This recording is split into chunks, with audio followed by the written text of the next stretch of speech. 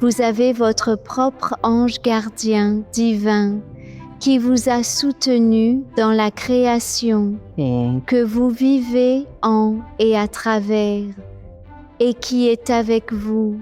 Toujours demandez à votre ange gardien de projeter lumière dans votre aura pour vous soutenir et apporter joie. Comme c'est adorable. Quand vous avez d'abord fait venir les anges et commencé à les canaliser, c'était comme une grande énergie spectaculaire dès le début. Et puis l'autre chose intéressante aussi, Nathalie, c'est que lorsque vous avez commencé à parler des anges gardiens, j'ai regardé mon minuteur et il affichait 5, 5, 5, 5. Wow! Yeah. Bonjour à tous. Bienvenue au Ask Julie Ryan Show. C'est ici que nous mélangeons spiritualité et aspects pratiques pour vous aider à vivre une vie pleine de sens et de joie. Nous avons Nathalie Namasté avec nous dans l'émission aujourd'hui. Nathalie est une guérisseuse intuitive, maître Reiki et enseignante. De plus, Nathalie canalise 120 êtres de lumière.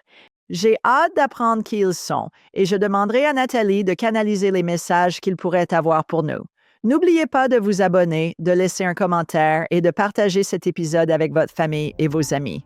Maintenant, allons discuter avec Nathalie.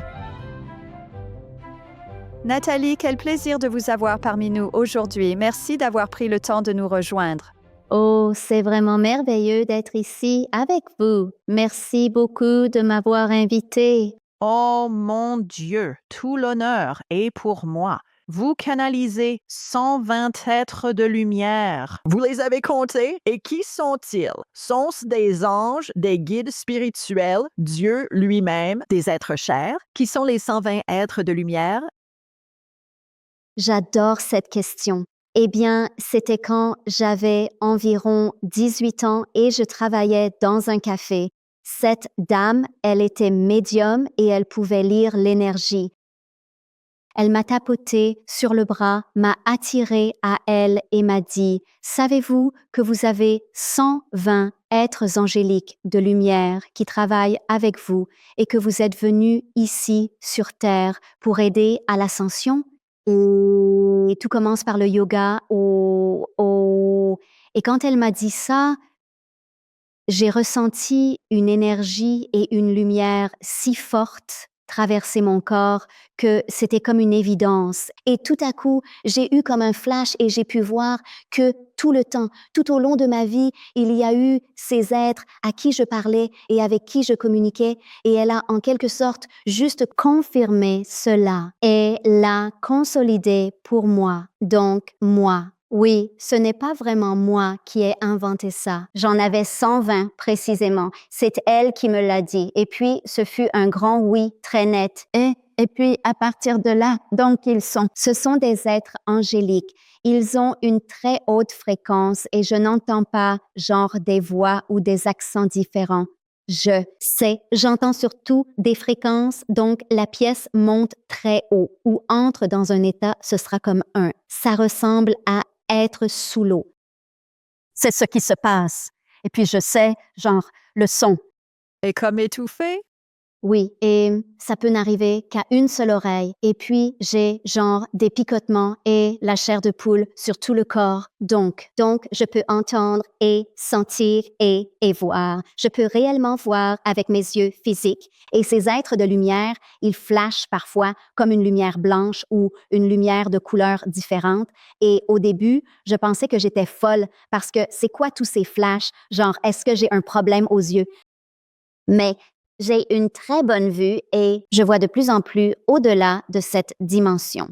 Donc, ces êtres de lumière canalisent à travers moi, mais aussi, oui, c'est ça, je canalise aussi Dieu ou la vérité ou la source ou peu importe comment vous voulez l'appeler, là, la réalité ultime et puis tout ce qu'il y a entre les deux. Donc, parfois, je travaille avec un client et là, je me dis, oh, eh bien, votre arrière-grand-père est là et il transmet ce message ou il a une fleur ou quelque chose comme ça, des esprits aussi. J'adore ça. Je pense toujours que quand on parle à Dieu, j'entends Morgan Freeman ou James Earl Jones dire « c'est Dieu ». Vous savez, d'une voix très grave. Et je n'ai jamais entendu personne dire qu'ils entendent ce Dieu comme ça. Mais vous savez, la magie du cinéma étant ce qu'elle est, ça me fait y penser. Je trouve intéressant que ce soit aussi 120 êtres, parce que en numérologie, surtout dans la Bible, 1 plus 2 égale 3, et 3 est le nombre de la perfection divine. Le saviez-vous? Oui, la perfection divine est comme la trilogie du corps, de l'esprit et de l'âme. Donc, c'est puissant, le 3. Ça l'est, absolument. Donc, vous avez dit que vous pouviez les voir. À quoi ressemblent ces anges? Ça, c'est comme si vous regardiez dans une pièce très brumeuse. Vous savez, si vous conduisez sur une route et que la chaleur se dégage du bitume, comme ça, donc je verrai ça. Et puis, la nuit, j'éteins les lumières et juste, j'adore fixer le vide et regarder ce qui se passe ici. Et alors, je vois tellement d'énergie. C'est comme sur les vieilles télés où l'on voyait la neige en noir et blanc. Je vois cette neige partout. Et puis, tout à coup, il y a une lumière transparente. C'est la meilleure façon de la décrire, qui va briser la neige et elle fera whoosh et passera devant moi dans différentes directions. Donc, c'est une autre manière dont je peux les voir. Je veux dire, c'est assez fou les choses que je vois. J'étais assise l'autre jour, juste assise sur le canapé, à fixer le vide, regardant ma table basse et toutes les choses qui sont dessus. Et puis, je déplace ma conscience des objets vers l'espace entre les objets. Et si je continue simplement à fixer, ça se transforme en une sorte de lumière UV, comme une lumière violacée, rougeâtre. Et puis, tout disparaît. Tout se transforme en énergie. Oui, donc, ce sont certaines des choses que je commence à voir et à expérimenter au-delà de cette dimension. Donc, vous avez dit que quand vous aviez, 18 ans, cette femme est venue vers vous et a dit: «Hey, vous avez 120 anges qui canalisent à travers vous». Et vous avez mentionné que vous pouviez faire certaines de ces choses enfant. Racontez-nous ça. Oh oui, ça a été très naturel pour moi. Donc, je pensais que c'était normal pour tout le monde de parler aux anges et de questionner cette réalité.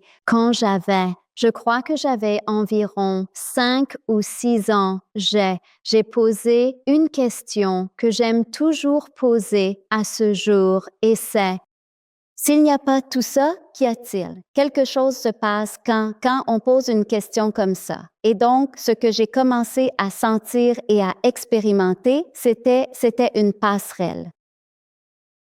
Ça m'a aidé à accéder au-delà du physique. Et dans ce moment, quand j'ai posé la question, j'ai senti l'obscurité. Donc, j'étais dans l'obscurité, mais c'était comme une lumière sombre.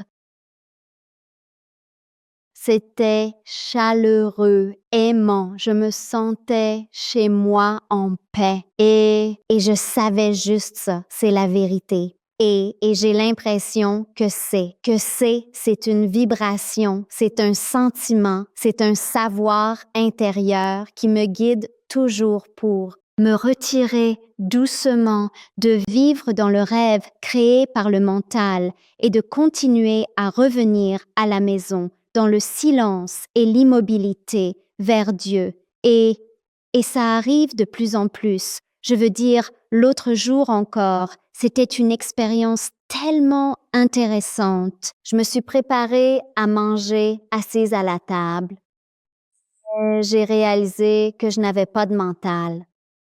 Mais le truc, quand on réalise qu'on n'a pas de mental, il revient. C'est tellement fascinant, l'énergie, la vibration de cela, d'avoir cette quantité de lumière dans le corps. Tout le corps vibrait et c'était si paisible. D'accord, revenons un peu en arrière.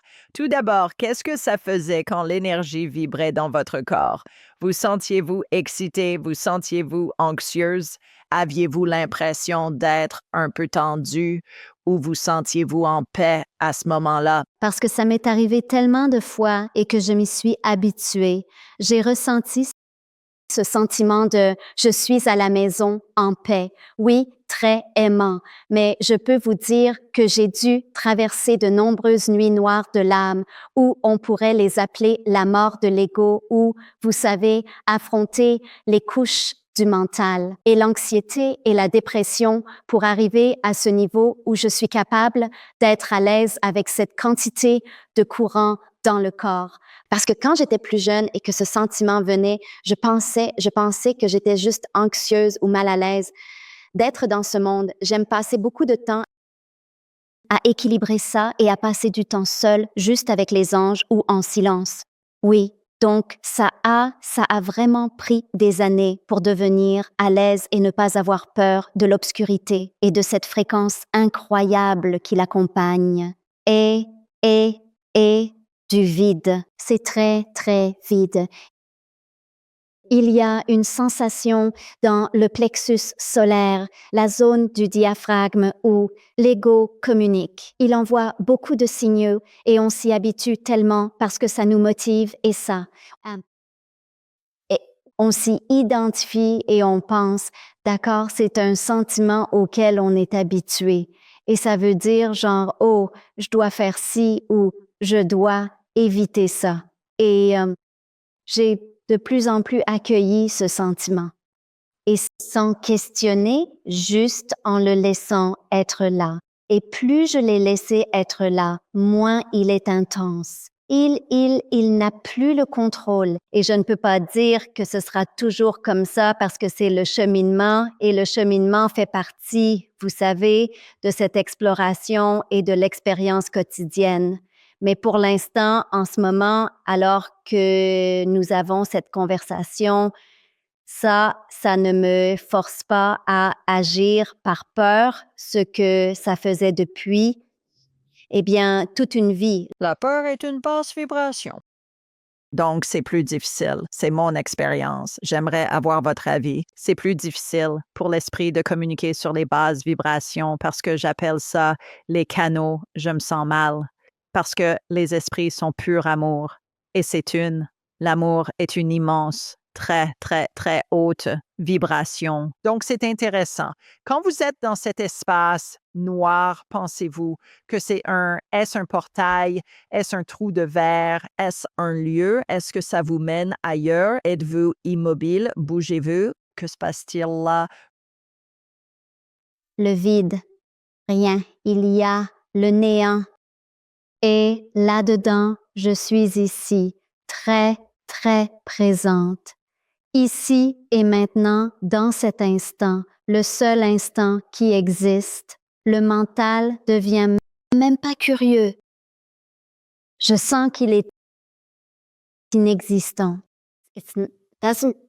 Il n'est pas vraiment là, mais ensuite il revient parce qu'il essaie de traduire ce qui se passe et de le comprendre. Donc dans le vide, ça semble si vaste, ça semble illimité et ça semble...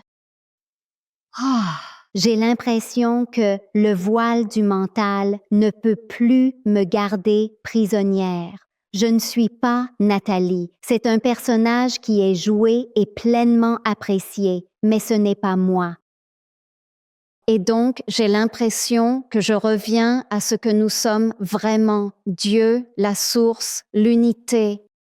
Oui, l'amour. Et pourtant, c'est une très, très haute fréquence.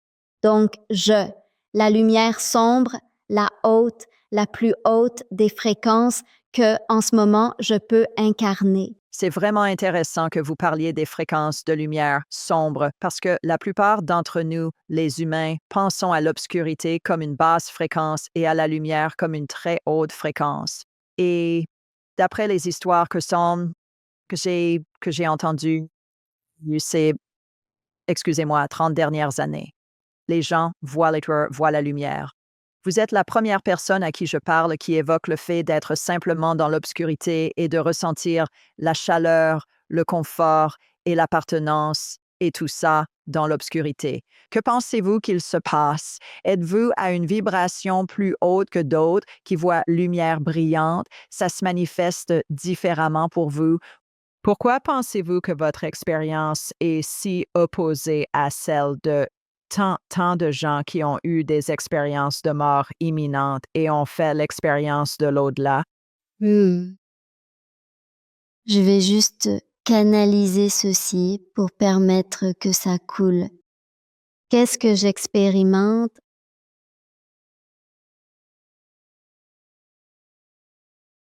Je suis en train de les attachements du mental et donc je réunis les deux polarités où il n'y a pas de comparaison entre le bien et le mal, il y a l'acceptation de tout ce qui se manifeste est ce qui doit être.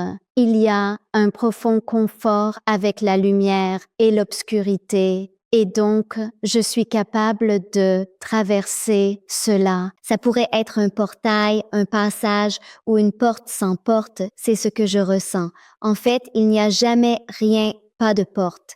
C'est toujours ouvert pour que chacun d'entre nous rentre chez soi parce que c'est ici, dans ce moment présent.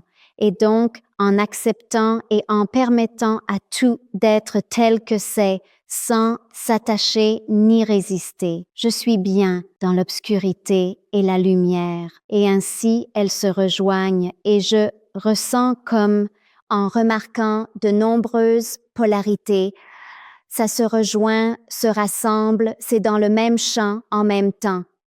Un message reçu, c'est par la dualité qu'on revient chez soi à l'unité.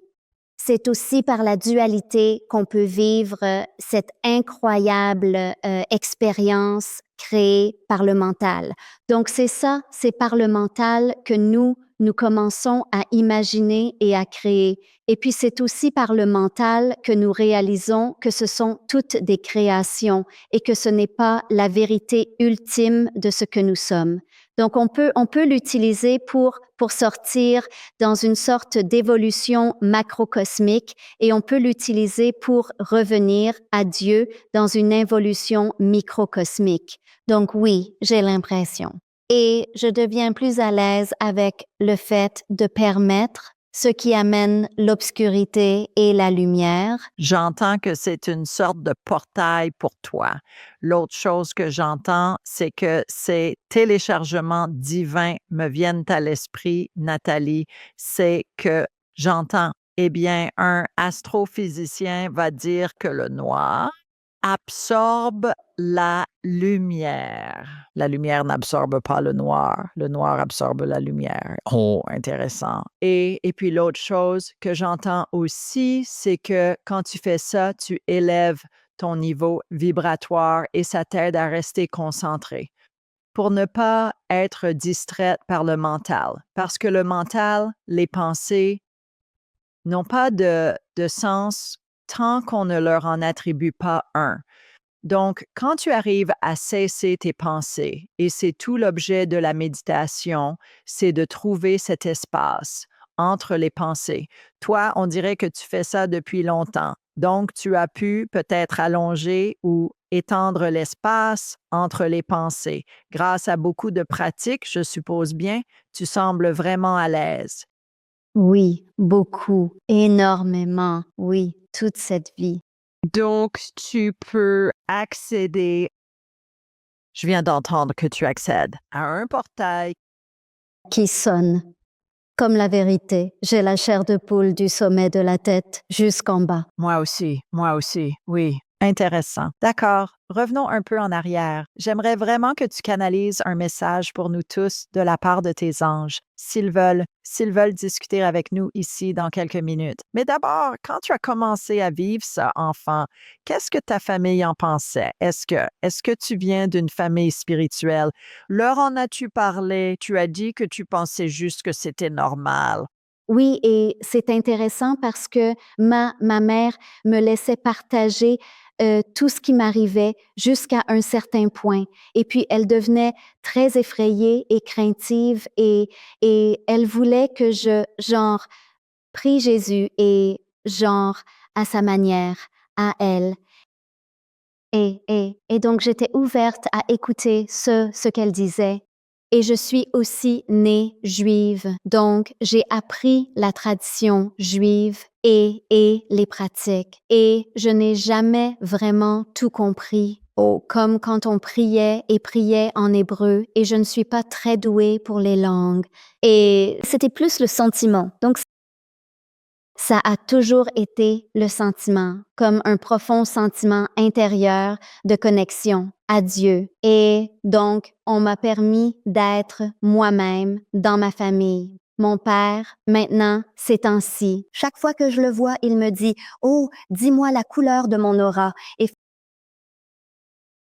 fais-moi savoir ce que ma sœur qui est décédée, tu sais, si tu reçois des messages d'elle ou de sa mère ou et donc ils sont très encourageants et ils s'intéressent. Et donc, en grandissant, je vivais dans un monde magique. Donc, je me souviens que j'avais ce placard à côté de mon lit et il ne fermait pas bien. Alors, j'ai mis genre ce truc collant pour genre essayer de le fermer et le garder fermé. Et je disais chaque nuit à Dieu, je disais, Dieu et les anges, faites-moi savoir que vous êtes avec moi quand je me réveille. La porte du placard, gardez-la, genre, faites qu'elle s'ouvre, ouvrez-la. Donc, je me réveillais le matin et elle était toujours ouverte. Et puis j'avais ce poisson. Il était argenté et bleu et je savais que je pouvais le toucher. On m'avait dit qu'il ne fallait pas toucher les poissons rouges, mais je savais qu'on avait une connexion plus profonde. Chaque fois que je le touchais, je pouvais faire un vœu et il se réalisait. Et j'ai reçu ce message que, tu sais, quand tes yeux deviennent un peu flous et que tu es un peu dans le vague, les pensées que tu as dans ces moments-là peuvent être très puissantes et se concrétiser. Et donc ça, c'était un message que j'ai reçu quand j'étais très jeune. Donc, je pratiquais cette technique de regarder dans le vague et faire un vœu avec le poisson magique et ou parler aux anges autour de moi. Donc, c'était un magical, une enfance magique où on ne m'a jamais forcé ou dit d'oublier ce qui est au-delà des objets matériels et cette réalité 3D créée par le mental. Comme vos parents étaient intelligents, vous dites qu'avec des clients, ils sentent l'énergie de guérison circuler. Pouvez-vous donner un exemple? Oui, alors quand je rencontre quelqu'un, nous commençons à ne faire qu'un, donc je peux. Mon âme se connecte profondément à leur âme et je commence à sentir dans mon corps ce qui se passe dans leur corps. Donc, tout d'un coup, je vais sentir peut-être de l'énergie qui bouge dans mon cou et ma gorge, peut-être un petit chatouillement. Et puis, je peux poser une question dans ma tête aux anges ou directement à l'univers, à Dieu, et aller un peu plus loin pour découvrir ce que c'est. Et puis, ils viennent répondre et ensuite, je demande quelle en est la racine, parce que beaucoup de racines de nos croyances. Au rond, on aura comme une grosse racine profonde et plein de schémas de croyances différents tout autour de cette croyance racine. Et ça aide d'aller profondément à travers toutes les couches si cette personne est ouverte et à quel point elle est ouverte. Et tout se passe au niveau de préparation, où ils en sont. Donc, je rencontre toujours la personne exactement là où elle est, je ressens, je me connecte et je la comprends. Et c'est si beau parce que, comme l'autre jour encore, quelqu'un qui souffrait d'une addiction à l'alcool depuis si longtemps et qui n'a pas pu assister à sa séance. Alors, j'ai fait la séance, juste en enregistrement, sans qu'il soit là. Et j'ai ressenti beaucoup au point que tout d'un coup, c'était comme si j'étais un enfant qui hurlait et pleurait parce que le bruit des adultes qui criaient était trop fort. Donc, je suis en quelque sorte retournée dans le temps et je suis devenue eux et j'ai pu vivre et ressentir ce qu'ils traversaient et je pouvais le sentir dans mon corps. Et puis, des larmes sont venues couler à flot. Et après cette séance, j'ai eu besoin de me détendre et de ne rien faire parce que ça, c'est une des plus intenses. Mais parfois, il y aura une séance avec quelqu'un où ils sont tellement à haute fréquence et ils sont. On part en quelque sorte dans un voyage à haute fréquence parce ils sont prêts pour et peuvent gérer une grande quantité de lumière à haute fréquence qui les traverse. Ce qui signifie que je vais commencer à canaliser beaucoup d'eux et mon corps va commencer à vibrer comme des fourmillements dans les mains, dans les pieds et toute la pièce se transformera en énergie, lumière et couleur. Et mes oreilles, je commencerai à entendre les fréquences plus élevées et je serai un flux de communication consciente, juste un canal qui communique et je ne me souviendrai pas vraiment de ce qui a été dit à travers moi après. Et donc, il y a ce genre de séance. Et on entre aussi dans des moments où je mets de la musique et le Reiki circule et je leur demande de s'allonger, de fermer les yeux et de respirer. Souvent, quand une personne sort d'une séance comme ça, elle fait genre « wow » et ils ne peuvent pas parler parce que tout leur corps vibre d'énergie. Ils se sentent réellement vivants. C'est ça. Sentir l'énergie dans le corps, c'est la vie qui vit. Mhm. Yeah. Oui, c'est intéressant parce que j'appelle ça de l'ingénierie inversée. Quels que soient leurs symptômes, trouvons ce que, comme toi, quelle est la cause profonde? Et une fois qu'on identifie la cause profonde, je trouve que ça l'éradique. Et c'est toujours un événement émotionnel, d'après mon expérience. Il y a toujours un événement émotionnel à la racine de n'importe quel type de problème médical. As-tu constaté la même chose? Absolument. C'est comme si la pensée était si forte et répétitive et qu'ensuite elle est devenue une croyance et elle s'est imbriquée, elle s'est liée à l'émotion. Donc, et puis très probablement la personne n'a pas voulu ressentir cette émotion parce que c'est si inconfortable. Et donc ils y ont résisté et l'ont fui. Et donc, c'est très profondément enfoui. Et souvent, je demande à la personne, eh bien, quoi? Où est-ce que tu le sens dans ton corps? Et ils pourront localiser un endroit dans le corps où ils ressentent un vide. Souvent, c'est l'obscurité qu'ils voient. L'obscurité de l'inconfort, de la douleur et de l'émotion. Et puis, il y aura des larmes et beaucoup de ressentis. Et c'est bien, je suis toujours là pour accueillir et dire, c'est bien. C'est bien que tu ressentes ces émotions, car le chemin vers la plénitude, la guérison, c'est à travers le ressenti. Permets à ce qui est d'être.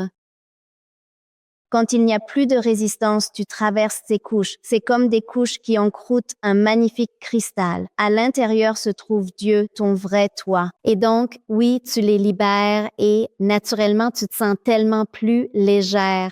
Genre, même physiquement, partout où il y avait des tensions dans le corps, l'énergie peut circuler. Je sens et je vois chez les gens que nous avons cette immense colonne d'énergie qui descend du sommet de notre tête à travers le canal central, comme à travers la colonne vertébrale et jusque entre les jambes, dans la terre et aussi qui monte de la terre et tout en haut, jaillissant du sommet de la tête et dans l'aura. Et je la vois réellement. Je vois cette lumière et je peux voir par la caméra comment une personne apparaît avant et après une libération massive d'émotions et croyances. Oui. Comment les gens refoulent-ils leurs émotions?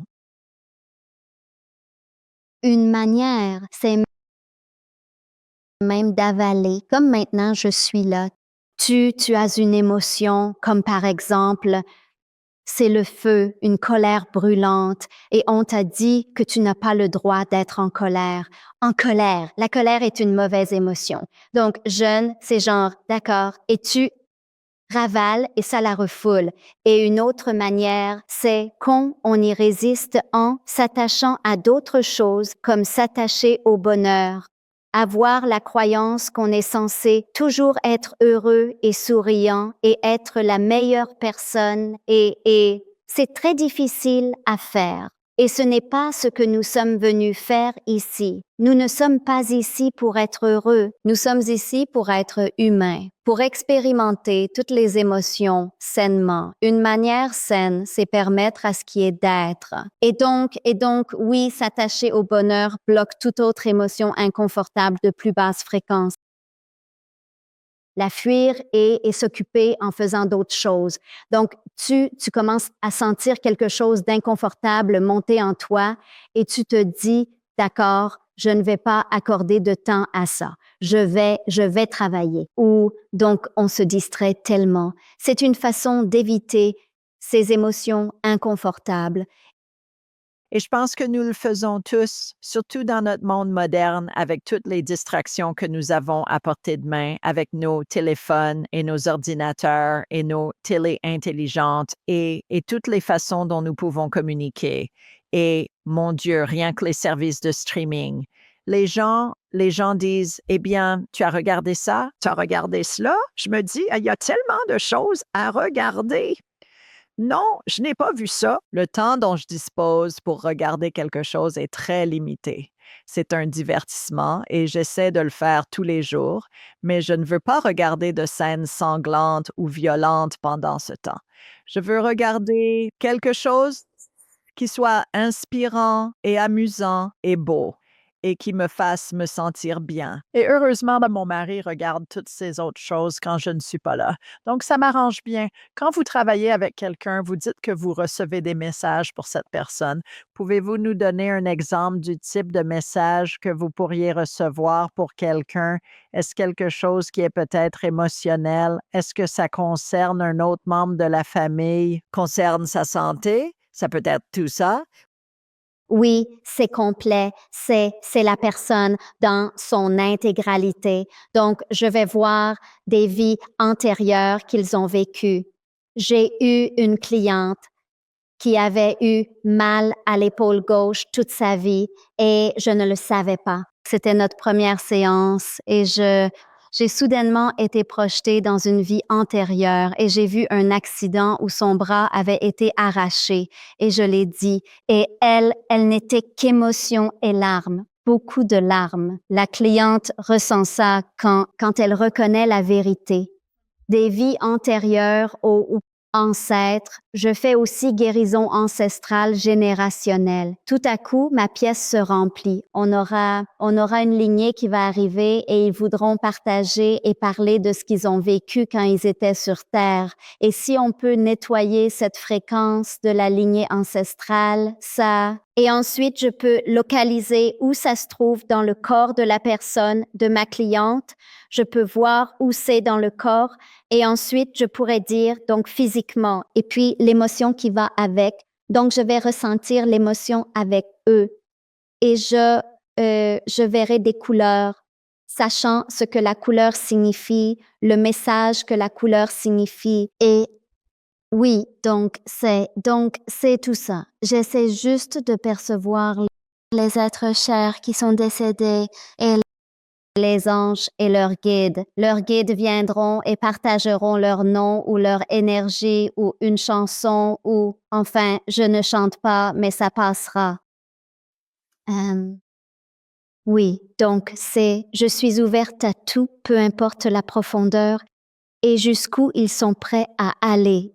Et donc, certaines personnes veulent encore travailler au niveau où elles abordent certains schémas de croyances et au niveau du mental, et ce travail magnifique, profond et puissant. Et d'autres voudront aller vers, disons, l'énergétique et donc alors on ira dans cette direction. Je trouve ce concept de guérison ancestrale fascinant. Je commence à en apprendre plus grâce à des gens comme vous qui travaillent dans ce domaine et partagent leurs expériences. Et donc, quand vous faites une guérison ancestrale et que vous dites que les esprits de leurs êtres chers entrent dans la pièce, leurs ancêtres, si vous voulez, et qu'ensuite vous pouvez nettoyer leurs drames et leurs traumas. Comment faites-vous cela? Pouvez-vous nous donner un exemple d'un client avec qui vous avez travaillé où cet exercice a été fait et complété et ensuite quel en a été le résultat? Oui. Donc, J'ai eu un arrière-grand-père qui est venu en larmes et expliquant le trauma et la façon dont il avait grandi et qu'il n'y avait pas d'amour dans le... Il ne se sentait pas aimé et ne savait pas comment aimer. Et qu'il ne se sentait pas entendu et qu'il ne sentait pas qu'il pouvait s'exprimer et se sentait un peu comme un étranger dans la famille, qu'il ne le comprenait pas. Et donc, avoir cette compréhension de tout ce qu'il a ressenti et vécu a vraiment aidé la cliente. Et pendant tout le temps qu'il communiquait, la cliente sentait des choses bouger dans le chakra de la gorge et aussi dans le plexus solaire, dans la zone du diaphragme. Donc, physiquement, elle a commencé à sentir des choses. Et puis, il y a un moment où on va se taire et je vais canaliser. La plupart du temps, ça peut être de la lumière ou du blanc ou le vert est une très belle couleur de guérison qui viendra, ça dépend. Mais dans ce cas précis, c'était lumière blanche et verte qui est arrivée. Et ma cliente avait les yeux bien fermés, visualisant cette couleur, sentant cette couleur dans ces deux zones du corps et sentant et percevant son arrière-grand-père avec elle. Puis nous avons senti quelque chose se soulever et changer. Là, j'ai su, d'accord, c'est nettoyé. Et en même temps, je pouvais sentir que ça se nettoyait chez des tantes et des cousins et des âmes qui vont encore naître sur cette terre et allant aussi vers le haut, vers des âmes décédées qui avaient été affectées par les comportements de l'arrière-arrière-grand-père pendant qu'il était sur terre, donc pour lui, car lui est sous forme d'âme avec encore énergie mentale, mais ayant pourtant accès de retour à Dieu. Il n'y a rien à guérir, rien à réparer. C'est tout va bien, tout est un. Sauf que lui sait et savait qu'il pouvait utiliser cette essence du mental résiduel qui est encore disponible, ce qui maintient une âme, car une âme est séparée. Tout ce qui est séparé est création du mental. Ce n'est pas Dieu.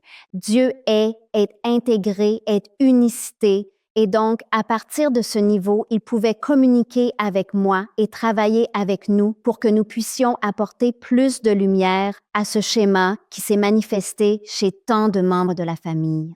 Intéressant.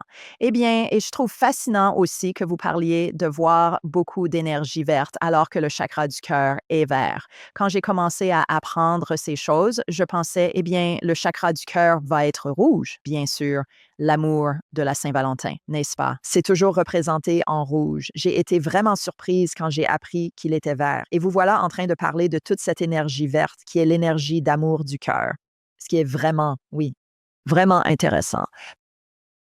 Parce que je travaille avec, disons, les polarités vers l'unité. Je vois les couleurs qui se rejoignent et mon tapis de yoga est de cette couleur vert turquoise. Et toujours autour, je vois une lumière rose. Et donc ensuite, je regarde dans le cœur et je vois le vert.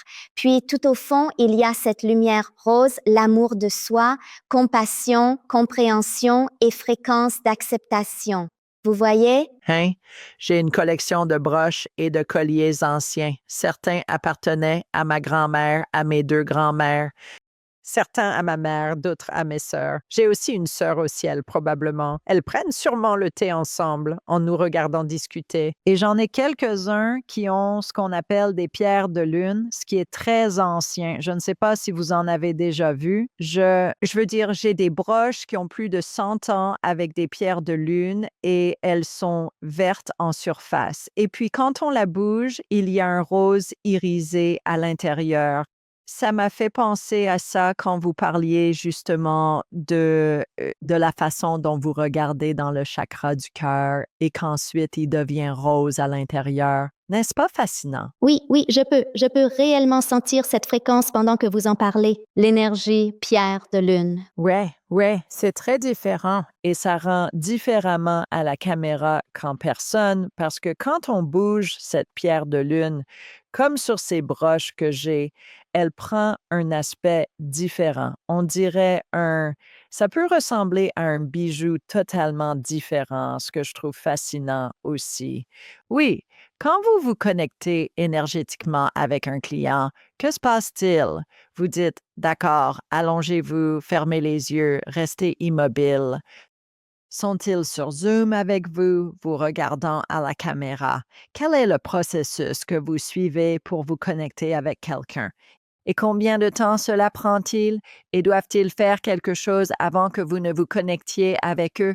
Oui, juste arriver et je les soutiendrai.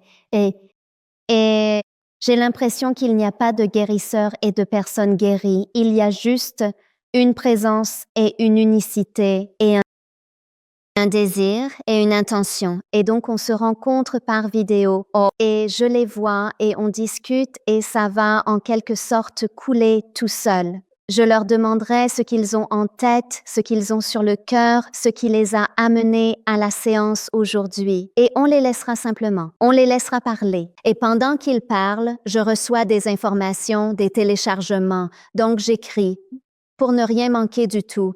Et puis, une fois qu'ils ont fini de parler, je serai guidée sur où rebondir avec les choses écrites et aller en profondeur. Je sais exactement où aller. Nous irons en profondeur dans chaque sujet et une fois que nous aurons et je le sentirai. Je le sens réellement dans mon cerveau.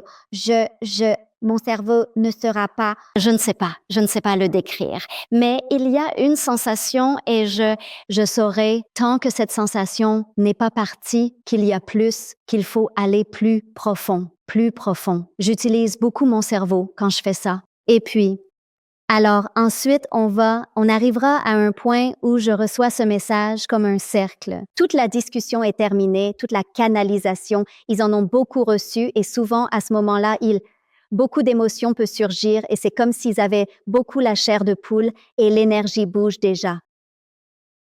Et puis après ça, s'il y a du temps, je leur demanderai de s'allonger et je mettrai de la musique et je canaliserai. C'est un peu comme une méditation où je vois des choses dont ils ont exactement besoin. Donc, ça peut être de la guérison par les couleurs avec du Reiki, parce que je suis maître enseignante de Reiki.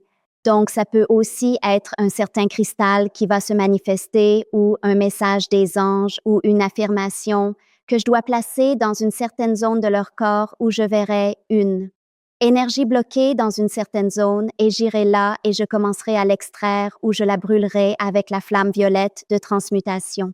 Et donc, il y a beaucoup d'outils différents qui vont se présenter que j'utiliserai avec. Souvent, on utilisera la respiration et puis aussi les anges apporteront un outil spécifique pour eux avec lequel ils pourront travailler. Pendant les jours et les semaines suivantes pour aider à l'intégration de ce qui est libéré et de la quantité de lumière avec laquelle ils vibrent maintenant.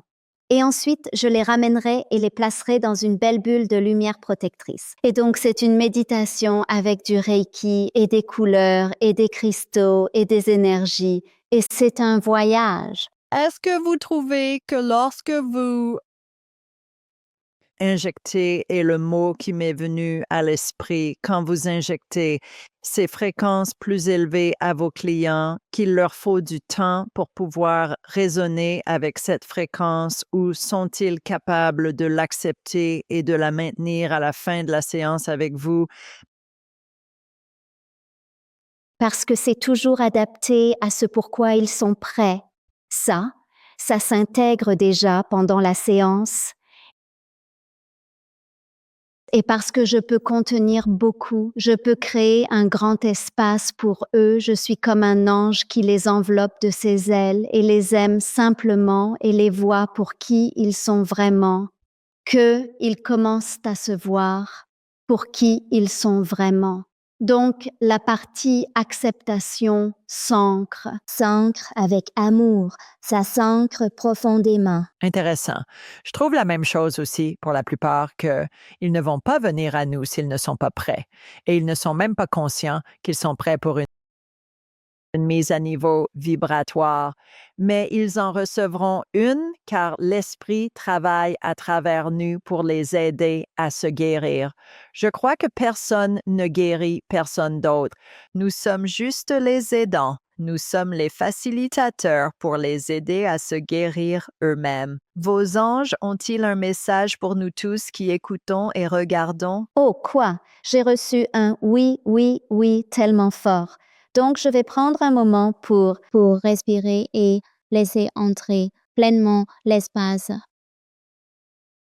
Space. Bienvenue chez vous. Tout ce qui a déjà été canalisé et cet espace sacré est déjà vous ramené à la maison. Beaucoup s'ancrent profondément dans la présence.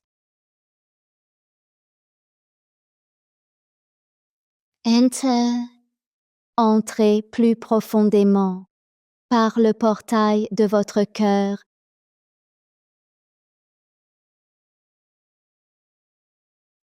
et remarquez votre rythme cardiaque sacré et la grande intelligence qui pulse, des schémas et de l'énergie à travers tout votre corps. Votre corps est un portail pour rentrer. Et ce n'est pas à vous de chercher à l'extérieur ou de trouver quelque chose à l'extérieur pour combler ce qui pourrait vous sembler manquer à l'intérieur. Il n'y a rien à faire sinon permettre et s'abandonner, ce qui est observing. Observez votre esprit sacré. Votre esprit est si puissant. Votre esprit est la façon dont vous vous imaginez dans l'existence en ce moment même. Vous avez créé ce corps, vous êtes dans chaque magnifique marque sur votre corps, le bout de vos doigts unique à votre essence, votre vibration et votre histoire. Vous êtes divinement parfait. Et vous pouvez choisir d'utiliser l'esprit, de vous saisir de l'esprit pour créer et profiter de la vie sur terre. Et en reposant doucement l'esprit et en revenant chez vous par le cœur, associé à maintenant. Adieu. Qui êtes-vous? C'est vous. Et vous ne pouvez jamais vous trouver car vous n'êtes pas à trouver. Vous êtes toujours ici. Vous êtes l'existence même. Vous êtes toujours là. Et vous avez votre propre ange gardien divin qui vous a soutenu dans la création que vous vivez en et à travers et qui est avec vous toujours. Demandez à votre ange gardien de projeter lumière dans votre aura pour vous soutenir et pour apporter joie, afin que vous souveniez de savourer les fruits légers de votre création,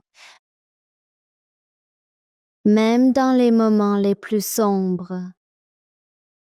Surtout dans ces moments-là, demandez à votre ange gardien de vous soutenir et de vous tenir. Vous sentirez votre main tenue, et vous saurez. Vous saurez, oh, vous ne penserez pas. Vous serez au-delà du. Oh.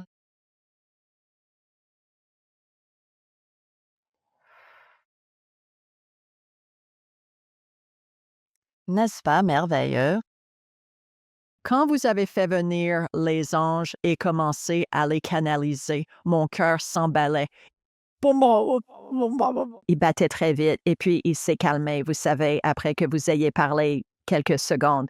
Mais c'était drôle parce que c'était comme une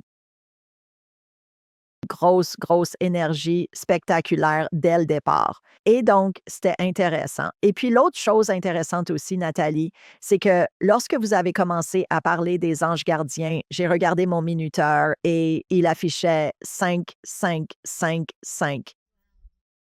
Oui. Alors, je me suis dit, d'accord, il faut que je note ça pour me souvenir de vous le dire. Oui, c'était un nombre angélique. Quand vous avez commencé à parler des anges gardiens, est-ce que vos anges vous ont dit que, et j'ai entendu ça. Donc, j'aimerais beaucoup savoir ce que vous en pensez, que nous gardons le même ange gardien à travers toutes nos incarnations. Avez-vous entendu cela? J'ai la forte impression que oui, c'est ce que je capte et ressens. Et puis, je sens aussi que nous avons des guides qui vont et viennent, différents guides pour différentes étapes de notre vie. Oui, oui, mais notre ange gardien reste avec nous pendant toutes nos vies, même lorsque nous sommes entre deux vies. Ce qui est un concept assez intéressant parce qu'il y a beaucoup d'écoles de pensée qui croient que nous vivons plusieurs vies simultanément. Et donc, on se dit, d'accord, donc nous sommes une fractale du divin, donc nous vivons toutes ces vies simultanément. Donc, je suppose que cela signifie que nos anges gardiens vivent toutes ces vies avec nous simultanément. Oui. Oui, C'est difficile à saisir pour l'esprit parce que, vous savez, nous sommes linéaires ici. Nous essayons juste, vous savez, de donner un sens à cela. Mais je le sens que j'ai même reçu ce message pendant que vous disiez cela, que nous sommes notre ange gardien. C'est notre soi à plus haute fréquence. Oui, c'est ce que j'ai ressenti à ce moment-là quand vous l'avez dit. intéressant, hein? Je n'avais jamais entendu ça avant. Comment les âmes commencent-elles? Comment les esprits commencent? Naissent-ils comme étoiles? Sont-ils un? Euh, un- un météore frappe l'étoile et puis des particules s'en détachent et forment d'autres esprits qui deviennent des gens. Quelle est votre compréhension de cela? Je veux canaliser la réponse pour celle-ci. D'accord, très bien.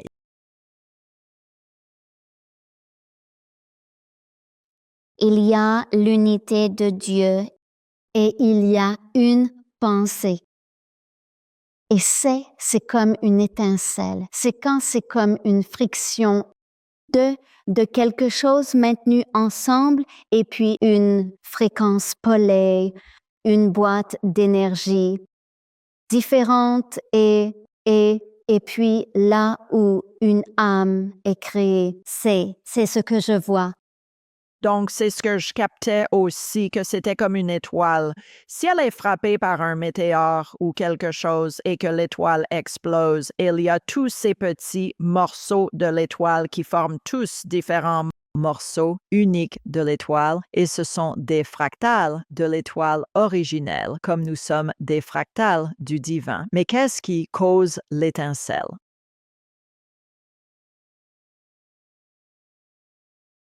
On va loin là, ma belle. Yeah. C'est l'esprit. L'esprit divin. Non, Dieu n'a rien à voir avec l'esprit, c'est Dieu est. Et l'unité. Donc on ne peut même pas, même nommer Dieu. On le met dans l'esprit, on le ramène on le rend humain, mais on ne peut pas. C'est innommable. Nous. Oh, on ne peut pas le saisir avec notre esprit. Donc, c'est innommable. La façon d'y revenir, c'est la présence. Et c'est cela. Et c'est l'esprit. L'esprit est si puissant. Eh bien, en fait, si on y pense, tout ça, même cette conversation que nous l'avons à travers l'esprit, cet esprit incroyable. Et donc, cet esprit a beaucoup d'énergie. Wow, il a beaucoup d'énergie. Ce qu'il fait, c'est qu'il nous garde, il garde la conscience, Dieu, focalisé sur lui. Voilà à quel point il est puissant. Il nous garde focalisés sur lui pour qu'il puisse continuer à créer plus de structures et de croyances et tout ce que nous voyons. Mais quand nous retirons la conscience de l'esprit, donc nous arrêtons de nourrir l'esprit avec la conscience, nous revenons à Dieu et c'est vide. Ce n'est rien, c'est. Et donc c'est l'esprit qui est créé. Donc, on pourrait l'appeler l'âme parce que l'âme est séparée, ce qui signifie que c'est l'esprit. Intéressant. D'accord. Eh bien, et c'est intéressant que vous parliez de l'obscurité parce que alors nous revenons au trou noir.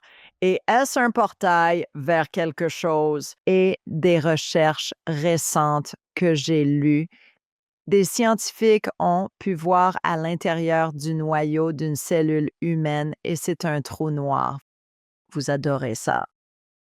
Oui, ça correspond tout à fait à ce dont vous parliez et ce que veut. Exactement. Donc, on peut aller. On peut aller de plus en plus petit comme jusqu'à l'électron et puis il n'y a rien. Donc, vous savez, parfois je fais une méditation où je choisis une cellule de mon corps et j'entre dedans et puis à l'intérieur de cette cellule se trouve l'univers entier. Et puis à travers l'univers, finalement, on n'arrive à rien. C'est complètement noir.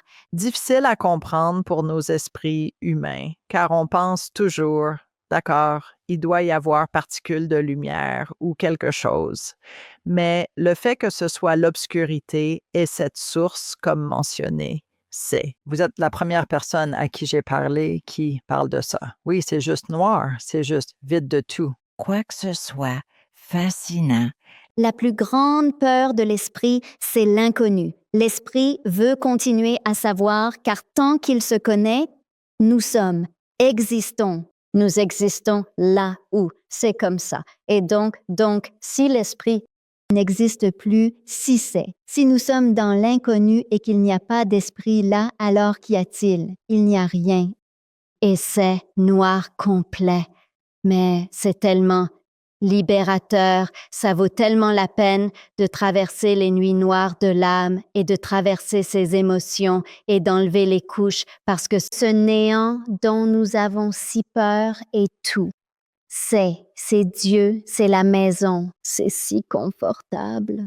Fascinant. Deux autres questions alors que nous terminons. Vous faites une session de channeling mensuel avec des gens du monde entier. Que se passe-t-il dans ces sessions et comment les gens peuvent-ils en bénéficier? J'ai la chair de poule rien que d'y penser. Donc, elles ont lieu tous les 11 du mois et 11 est l'énergie de l'unité. Tant de gens sont attirés par le nombre 11, le nombre maître 11. Et donc, nous nous réunissons et nous ouvrons le cercle et je vais canaliser quelque chose où les gens vont respirer et se connecter à leur cœur et trouver. Et une intention, si cette attention à l'intérieur d'eux surgit et ils la partageront dans le chat ou l'écriront dans leur journal. Et puis plus de channeling de messages arriveront. Il y a souvent comme un thème ou quelques thèmes qui émergent, donc les gens apprendront quelque chose et auront une compréhension plus profonde qu'ils pourront vraiment commencer à intégrer et avec laquelle travailler. Et puis nous faisons 8 minutes de méditation silencieuse où c'est puissant parce que je canalise à ce moment-là. Il y a tellement d'énergie qui passe à travers moi et les gens commencent à avoir des guérisons sporadiques, spontanées et à sentir des vibrations et à être dans le calme et à revenir à Dieu. Donc, tellement d'expériences différentes pour les gens. Et puis je tire une carte et nous recevons un message des cartes. Et puis, si nous avons un peu de temps, je demanderai si quelqu'un veut poser une question et je canaliserai les réponses à leurs questions. Et c'est une session de 30 minutes, donc c'est plein d'un bel amour divin et d'énergie. Et j'ai des invités qui viennent en janvier. J'ai Géraldine Glass, experte de renommée mondiale, qui travaille avec le son, les bols chantants en cristal et beaucoup d'invités différents qui viennent et offrent juste quelques instants de leur magie aussi. Donc, c'est toujours un peu différent. Et tout le monde peut participer. Oui, tout le monde est le bienvenu. Je le maintiens juste à un petit, c'est 11 $, donc c'est abordable pour tout le monde. Et oui, il y a un lien sur mon site web natalienamaste.com. Et oui, j'adorerais que tout le monde se joigne et vive cette expérience. D'accord, dernière question. Pourquoi s'incarne-t-on? Pour expérimenter nous-mêmes, pour être la vie dans un corps, pour exister sous forme humaine. D'accord. Magnifique. Tu es fascinante, ma belle.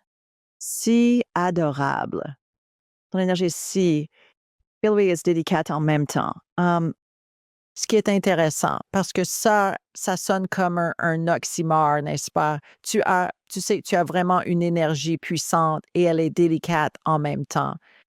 Donc, quelle conversation fascinante nous avons eue. Je vais devoir y revenir et en décortiquer une partie parce que je pense qu'il y a beaucoup de grosses pépites d'or d'informations profondes ici que tu as apportées pour nous tous. Donc, je te remercie pour cela. Comment les gens peuvent-ils en apprendre davantage sur toi et ton travail?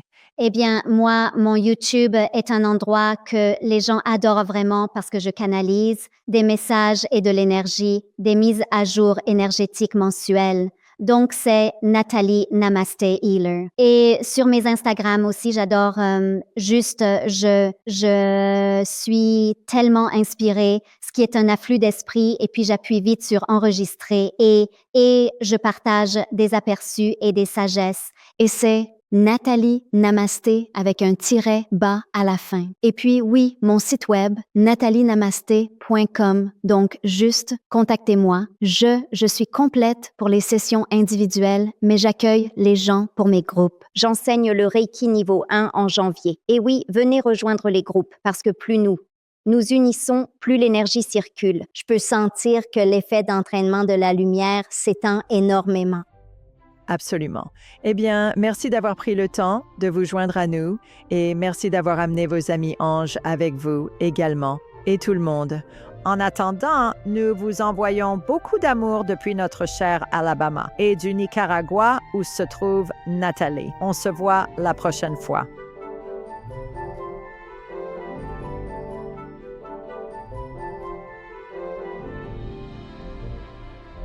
Pour enrichir votre voyage spirituel, cliquez sur une des vidéos ci-dessous. N'oubliez pas de vous abonner, commenter et partager avec famille et amis.